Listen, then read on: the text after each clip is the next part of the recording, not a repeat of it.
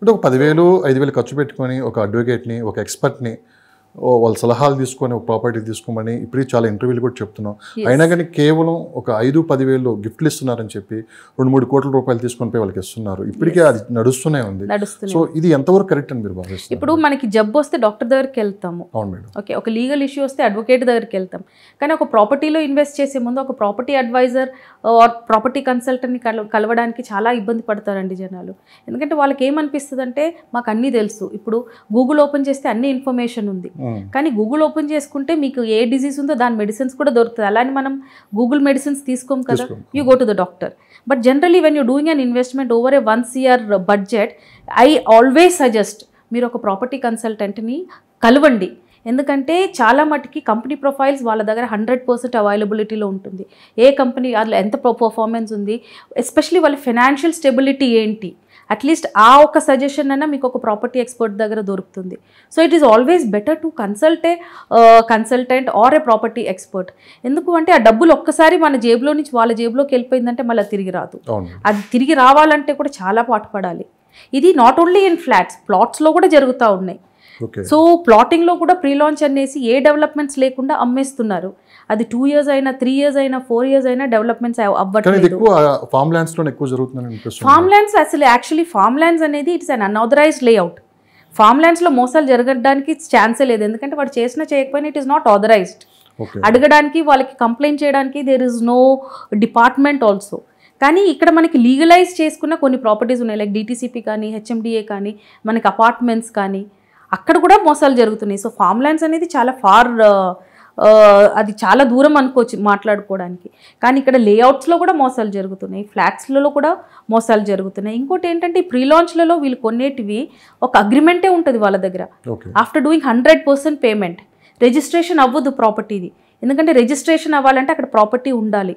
Pre లాంచ్లో భూమి చూపెట్టేసుకొని అమ్ముతున్నారు. So ఏమవుతుంది అంటే ఆ రిజిస్ట్రేషన్ కూడా అవ్వట్లేదు డాక్యుమెంట్ది. They are just giving an MOU or an agreement. ఆ అగ్రిమెంట్ మీరు ఏ కోర్టుకి తీసుకొని వెళ్ళినా ఇట్ ఈస్ నాట్ వ్యాలిడ్. అది నిల్. సో జనాలు ఎట్లా మోసపోరండి. బిల్డర్స్ కూడా over a period of time ఇది కేసు అయినా కూడా వాళ్ళు పట్టించుకోరు. ఫోన్ నంబర్లు మార్చేస్తారు, ఫరార్ అయిపోతారు. 4 years పట్టొచ్చు, లైఫ్ టైం పట్టొచ్చు. లాక్డ్ అయిపోతుంది. వీళ్ళు ఎక్కడ వెళ్ళినా కూడా మళ్ళీ వీళ్ళు లాయర్లని, అడ్వకేట్లని హైర్ చేసుకొని వాళ్ళకి డబ్బులు ఇచ్చుకొని తిరగాల్సిందే తప్ప ఇలాంటి కేసెస్కి there is no solution only. That is the present solution. దీనికి సొల్యూషన్స్ లేవు సార్. ప్రీ లాంచ్లలో వీళ్ళు జనాలు తీసుకొని వాళ్ళు డబ్బులు ఆథరైజ్డ్గా డబ్బులు తెప్పించుకోవాలంటే there is no such rule at all. Unless and until builder అర్థం చేసుకుని ఎవరికైనా సెటిల్ చేస్తే ఆ డబ్బులు వాళ్ళకి వస్తుంది. అంతే తప్ప వీళ్ళు కేసులు ఫైట్ చేసుకొని ఆ డబ్బులు తెచ్చుకోవాలంటే we do not have such law in our system at all. RERA వచ్చిన ప్రాజెక్ట్స్ కూడా 5-6 years డిలే అవుతుంది యాక్చువల్లీ. రేరా వచ్చిన తర్వాత కూడా ప్రీ లాంచ్లలో మ్యాక్సిమం వితౌట్ ఎనీ అప్రూవల్సే అమ్మేస్తున్నారు. కానీ కొన్ని ప్రాజెక్ట్స్కి అప్రూవల్ వచ్చి రేరా వచ్చినా కూడా స్టార్ట్ చేయడానికే 2-3 years తీసుకుంటున్నారు. మేడం ఇల్లీగల్ ప్రాపర్టీస్ కావచ్చు, కోర్టు కేసులు రకరకాలు జరుగుతూ ఉంటాయి మేడం. ఇది టైం లిమిట్ ఏమైనా ఉంటుందా? ఈ కేసులు ఈ పరిష్కారం జరగడానికి చాలా టైం పడుతూ ఉంటుంది. సో ఇల్లీగల్ ప్రాపర్టీస్ గురించి చాలామంది ఇప్పటికీ ఇన్ఫర్మేషన్ కోసం వెతుకుతూ ఉన్నారు. అసలు ఏంటి ఇల్లీగల్ ప్రాపర్టీస్, ఎక్కడికి లాక్ అయిపోతాం మనం చెప్పడం అన్నారు. ఏంటి ఇల్లీగల్ ప్రాపర్టీస్, ఏంటి కోర్టు కేసులు ఎలా ఉంటాయి? ఇల్లీగల్ ప్రాపర్టీస్ అంటే చాలా టైప్స్ ఆఫ్ ఇల్లీగల్ ప్రాపర్టీస్ ఉంటాయి. అంటే కొంతమంది ఏమో కబ్జా చేసుకొని ఇల్లీగల్ పొజిషన్లో ఉంటారు, కొంతమంది ఏమో ఫ్యామిలీ డిస్ప్యూట్స్ ఉంటాయి. ఫ్యామిలీ డిస్ప్యూట్స్లో కూడా చాలా వెరైటీస్ ఉంటాయి. అన్నదమ్ముళ్ళ మధ్యలో ఇష్యూస్ ఉంటాయి, లేదంటే బ్రదర్స్ మధ్యలో ఎవరో ఒకరు చనిపోవటం వల్ల ఫ్యామిలీస్ ఇష్యూస్ వస్తాయి. ఇంకా ఇప్పుడు లేటెస్ట్గా మనకి కొన్ని లొకాలిటీస్లో ఏమవుతుంది అంటే ఈ marriage what is this property succession act ప్రకారంగా కూతుర్లకి సమాన హక్కు ఉంది ఇప్పుడు. సో వాళ్ళు వచ్చి రైట్స్ క్లెయిమ్ చేసుకోవటం జరుగుతూ ఉంది. ఓకే, అలాగనే వి ఆల్సో హ్యావ్ విల్లు పత్రాలు తెచ్చుకొని ఇది మా నాన్న నాకు రాశారని, ఇంకెవరో వాళ్ళకి రాశారనేసి విల్లు పత్రాలు తీసుకొచ్చి, సో ఇవన్నీ మనకి ఇల్లీగల్ పొజిషన్స్ కిందకే వస్తుంది. ఇవన్నీ ఏమవుతుందంటే ప్రాపర్టీ షట్ డౌన్ అయితే ఈ కేసెస్ అన్నీ మనకి validity maximum is 12 years. 12 years. And మళ్ళీ ఇంక కేసు సివియారిటీ బట్టి ఐ మీన్ కోర్ట్ బట్టి కూడా హైకోర్ట్ లేదంటే సుప్రీం కోర్టుకి వెళ్ళింది, అలాంటి కేసెస్లో మనకి ఇంకో 3 to 4 years ఎక్స్టెన్షన్ ఉంటుంది. కానీ మామూలుగా అయితే ఇలాంటి సివిల్ కేసెస్కి its validity is only for 12 years. అది I'll tell you the example. ఇప్పుడు ఒక ప్రాపర్టీ ఉంది, ఫర్ ఎగ్జాంపుల్ మాదాపూర్లో ఒక మంచి 100 square yards ప్రాపర్టీ ఉంది. Otherwise just imagine you have a 1 acre property. మీకు ఎప్పుడో మీ నాన్న ఇచ్చి వెళ్ళారు and you have a sister and she's got married. So అప్పట్లో ఆ ఏరియాస్కి there was no value.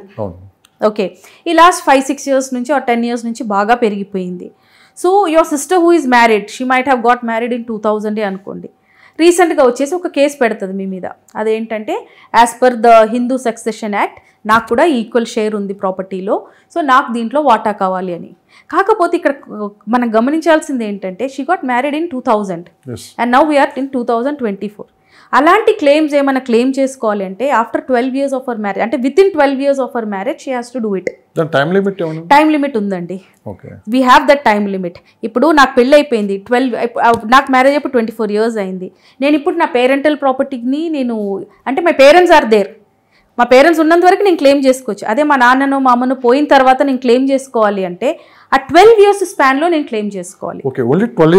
12 years మధ్యలోనే క్లెయిమ్ చేసుకోవాలి. ఇప్పుడు 2020లో నాకు పెళ్ళి అయింది అనుకోండి, ఇప్పుడు 24 మా అమ్మ నాన్న చనిపోయారు, I can claim my dad's property. ఈ కోర్టుకి వెళ్ళటం, ఈ క్లెయిమ్ చేసుకోవడం ఎంతవరకు అది ఇవన్నీ మాక్సిమం మనకి సివిల్ కోర్టులలో సెటిల్ అయిపోతుంది sir. So I mean if the claim is perfect. ఎంతవరకు కరెక్ట్ అంటున్నాను, ఎంతవరకు కరెక్ట్ అంటే వెయిట్ చేయాలి అంటే కేసు ఎప్పటికీ మళ్ళీ ఆ బెంచ్ మీదకి వస్తుందో, తర్వాత మనకి ఎప్పుడు ఆర్డర్స్ వస్తుందో తెలియదు. కానీ ఈ టైం అంతా ఒక టైం వాయిదాలు పడుతూనే ఉంటుంది. ఆ ప్రాపర్టీ ఎలా ఉంటుంది, ఈ మధ్యంగా వీళ్ళ మధ్య ఎక్కువ గొడవలు పెరుగుతూనే ఉంటాయి. అంటే యాక్చువల్లీ మనం చూస్తున్నాం కాబట్టి చెప్తున్నాం ప్రాపర్టీ విషయం ఎంతవరకు కరెక్ట్, దీన్ని సెటిల్మెంట్ కూర్చొని మాట్లాడుకోవడం కరెక్టా, త్రూ కోర్టుకి వెళ్తే న్యాయం జరిగిద్దని. ఇవన్నీ కూర్చొని ఫ్యామిలీ కోర్ట్స్లో సెటిల్ చేసుకోవటం మేలు సార్. ఎందుకంటే హియరింగ్లో ఇది అవ్వాలి అంటే it will take so many years. అప్పటి వరకే ఆ ప్రాపర్టీ ఇంకెవరో కబ్జా చేసేసుకుంటారా, ఆ ఊరు చుట్టూ పొలిటీషియన్సో లేదంటే ఎవరో ఒక్కోళ్ళు. ఎందుకంటే బేసిక్గా ఇప్పుడు మన కొండాపూర్ ఏరియా చూసుకుంటే మ్యాక్సిమం మనకి ఇలాంటి ప్రాపర్టీస్ లిటిగేషన్స్లో ఉన్నాయి. కొండాపూర్ ఏరియా చాలా మటుకి ఇలాంటి కేసెసే ఇలాంటి ఇష్యూస్ వల్లనే ప్రాపర్టీ లిటిగేషన్లో పడిపోయాయి. ఫ్యామిలీ డిస్ప్యూట్సే మ్యాక్సిమం ఉన్నాయి. ఆ ఫ్యామిలీ డిస్ప్యూట్స్లో కూడా డాటర్స్ క్లెయిమింగ్ ద ప్రాపర్టీయే 90% ఉన్నాయి. అక్కడ చాలా ప్రాపర్టీస్ మనకి లిటిగేషన్లో ఉన్నాయి. ఆ ప్రాపర్టీస్లో అన్నీ ఇవే జరుగుతున్నాయి. ఇంకొకటి మనకి విల్ పత్రాలు. ఇది ఏమవుతుందంటే రిజిస్టర్డ్ విల్ డాక్యుమెంట్ అయితే it is a valid document. కొంతమంది దగ్గర రిజిస్టర్డ్ విల్ డాక్యుమెంట్స్ ఉంటున్నాయి, కొంతమంది దగ్గర నార్మల్ వైట్ పేపర్ మీద విల్ తీసుకొని వస్తున్నారు and they are going for cases. Actually మనకి ఏంటంటే రిజిస్టర్డ్ విల్ పత్రం ఉందనుకోండి, ఆ ప్రాపర్టీ మన పేరెంట్సో మన ఫాదర్సో ఎవరైతే మన పిల్లలకి రాశారో లేదంటే వేరే ఎవరికో రాశారో అనేది ఇట్ ఈస్ రిజిస్టర్డ్. అది మన SRO ఆఫీస్లో స్టాంప్ డ్యూటీ కట్టి ఆ ప్రాపర్టీ ఆ డాక్యుమెంట్ని 1% ఖర్చు పెట్టి వాళ్ళు రిజిస్టర్ చేస్తున్నారు. ఓకే, అలాంటి విల్లు పత్రాలు వ్యాలిడ్. అది ఇది ఏమవుతుంది అంటే ఎస్పెషల్లీ ఇవన్నీ మనకి ముస్లిం ఫ్యామిలీస్లో చాలా జరుగుతున్నాయి. సో వాళ్ళకి చాలా క్లెయిమెన్స్ ఉంటారు. సో వేరే విల్ పత్రాలు తీసుకొని రావటము, ప్లెయిన్ డాక్యుమెంట్ తీసుకొని రావటము, ఈ ప్రాపర్టీ నాదని క్లెయిమ్ చేసుకోవటము, ఇలాంటివి జరుగుతూ ఉన్నాయి. కానీ actually if you go as per the procedure మనకి ఎవరివైతే రిజిస్టర్డ్ విల్ డాక్యుమెంట్ ఉందో ఆ విల్ డాక్యుమెంట్ మాత్రమే వ్యాలిడిటీ ఉంటుంది. మిగతా white paper will document, if he doesn't have a registered will document, ఈ white paper document is valid. ఎందుకంటే ఈ will నామాలన్నీ మనకి ఫ్యామిలీలోనే సెటిల్ అయిపోతుంది. కానీ if he is not having a registered will document, then white document will be valid. లేదు తను ఆల్రెడీ ఒక రిజిస్టర్డ్ డాక్యుమెంట్ చేశారు తన విల్లులో, నా పిల్లలకి ఇంత వెళ్ళాలి, నా కూతురికి ఇంత ఇవ్వాలి, ఇఫ్ ఈజ్ హ్యావింగ్ బ్రదర్స్ నా బ్రదర్స్కి ఇంత ఇవ్వాలి అని రాసి పెట్టి దాన్ని ఆ డాక్యుమెంట్ని రిజిస్టర్ చేశాడు అంటే ఆ registered document is only a valid document, not other will పత్రాలు వ్యాలిడ్ కావు. కాకపోతే ఇవేమవుతున్నాయి అంటే ఈ మల్టిపుల్ వారసులు ఉండటం వల్ల ఆ విల్ పత్రాలు ఈ విల్ పత్రాలు అని వచ్చేసి the place is going, the land is going in to litigation.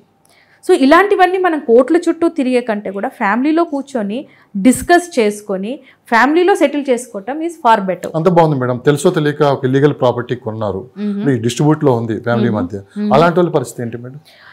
Property డిస్ప్యూట్లో ఉన్నప్పుడు రిజిస్ట్రేషన్ అయితే అవుతుందండి, unless and until it is very అంటే చాలా సివియర్గా ఉంటే కానీ అది ప్రాహిబిషన్ లిస్ట్లో పడదు. ఓకే, మీకు ఆ ల్యాండ్ ఇప్పుడు మీ ఫ్యామిలీ మధ్యలో చాలా పెద్ద ఇష్యూస్ ఉన్నాయంటే, కొట్టుకొని చచ్చిపోయేంత ఇష్యూ వచ్చింది, సో మీరు ఏం చేస్తారంటే డిస్ట్రిక్ట్ కలెక్టర్ దగ్గరికి వెళ్ళి రాస్తారు, నాకు మా ప్రాపర్టీలో ఇలాంటి ఇష్యూస్ ఉన్నాయి, ఇంతమంది లీగల్ హెయిర్స్ ఉన్నారు, ఆ ప్రాపర్టీని ప్రాహిబిషన్లో వేసేయండి. సో అలాంటి ప్రాపర్టీస్ని ప్రాహిబిషన్లో పెట్టేస్తారు. You can give an application, అది ప్రాహిబిషన్లో వేసేస్తారు.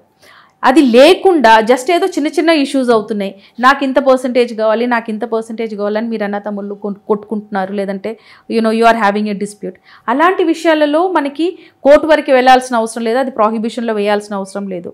సో అలాంటప్పుడు మీ రిజిస్ట్రేషన్స్ అవుతాయి, ఎందుకంటే అది ఫ్యామిలీలో ఉంది, బయట వాళ్ళ ఇన్వాల్వ్మెంట్ కూడా లేదు.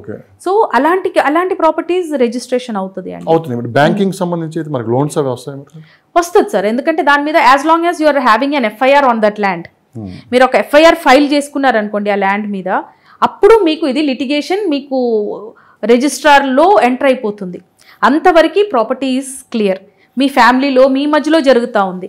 అదే ఇప్పుడు ఇల్లీగల్ కబ్జానో లేదంటే ఎవరికైనా ఏమైనా ఇష్యూ ఉంది అనేసి ఆ ప్రాపర్టీ మీద ఎఫ్ఐఆర్ అయ్యింది అనుకోండి, ఒక ఎఫ్ఐఆర్ నేను చేశాను మీ ప్రాపర్టీ మీద, అప్పుడు ఆ ప్రాపర్టీ విల్ గో లీగలీ లిటిగేషన్లోకి వెళ్ళిపోతుంది. అప్పుడు అది కూడా ప్రాహిబిషన్లోకి వెళ్ళిపోతుంది, ఎందుకంటే ఆ ప్రాపర్టీ మీద కేసు ఉంది. జనరలీ ఈ ఇల్లీగల్ కబ్జాలకి ఇలాంటి లిటిగేషన్ ప్రాపర్టీస్కి ఫస్ట్ చేసేది ఏంటంటే మనం ఎఫ్ఐఆర్ ఫైల్ చేస్తాము. ఎఫ్ఐఆర్ ఫైల్ చేసి ఆ ఎఫ్ఐఆర్ కాపీని తీసుకొని వెళ్ళి మీరు ఎస్పీ ఆఫీస్లో సబ్మిట్ చేయాలి. ఆ ఎస్పీ ఆఫీస్లో అది వాళ్ళు సబ్మిషన్ తీసుకుంటే it is well and good, లేదు అంటే మీరు డైరెక్ట్ కోర్టులో కూడా సబ్మిట్ చేసుకోవచ్చు. అది కోర్టులో మీకు గ్రీవియన్స్ డివిజన్ అని ఒకటి ఉంటుంది, ఆ గ్రీవియన్స్ దాంట్లో వెళ్ళి మీరు నాకు ఇలాంటి ఇష్యూస్ ఉన్నాయి, I have filed and FIR, SP ఆఫీస్కి వెళ్తే వాళ్ళు యాక్సెప్ట్ చేయలేదు, so I want to submit it here అని చెప్పేసి అక్కడ కూడా మీరు సబ్మిట్ చేసుకోవచ్చు. అప్పుడు కోర్ట్ ఆర్డర్ ఇస్తుంది, అది ఏ పోలీస్ స్టేషన్ లిమిట్స్లోకి వస్తుందో అప్పుడు కోర్ట్ విల్ ఆర్డర్ అనమాట, you have to settle this issue అని.